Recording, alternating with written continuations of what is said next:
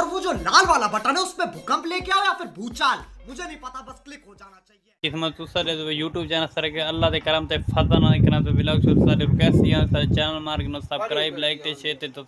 दोस्तों ने शेयर करके ना आज करना मजेदार वीडियो शुरू। ये देखो दोस्त सारे छे देखने ने मिट्टी ते कल मनाए थे 14 अगस्त आज सट वैसे मिट्टी असा के लेपे में पे देवने नासा रांदे पे देहात मतलब गाल दा लेपे देवने पर ना सारी मजबूरी बाड़ में दिए जब सारे मकान मतलब ढाए में न इस वास्ते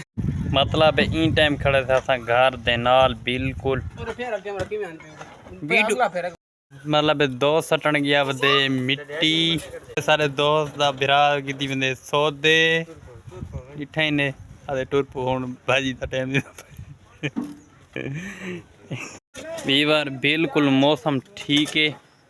दी है काना बिल्कुल ये सारा मतलब मेरा मकान बड़ा खड़े इठे ने घर ते पक्का मैं बढ़वाई पिया अपने वास्ते टिट्टी पास जोर मिट्टी ते वाली बाल ना मेच ते इस बार अद्धी मतलब मिट्टी चाह गिनू कि मोटरसाइकिल वाले ओके शोदे थी ना इस वास्ते ये चंद मिट्टी माए के भी लोग मतलब इन्हों का शूट करके ना थोड़ा थोड़ा ये अपना काम कार करे सन खड़े थे असा मतलब ये भी लोग बड़े सूं खड़े इस वास्ते भी बार तो में अज दा भी लोग लगे तो चंगा तो कमेंट लाजमी दसने अस मेहनत करांदे पहुँच से रेडी भरेज गए जोर जना पग्गा को पुसा खड़े साडा मतलब निक्का दा महल्ला है असा के कदई महल्ले की वीडियो बढ़ाई ना इसे ने कच्चे मकान बिल्कुल ढांदे करना असा ये सोचेंदे पे असा के मिट्टी सटवाऊँ लेपा दिवेसूँ ते डिठे देहाती माहौल है बिल्कुल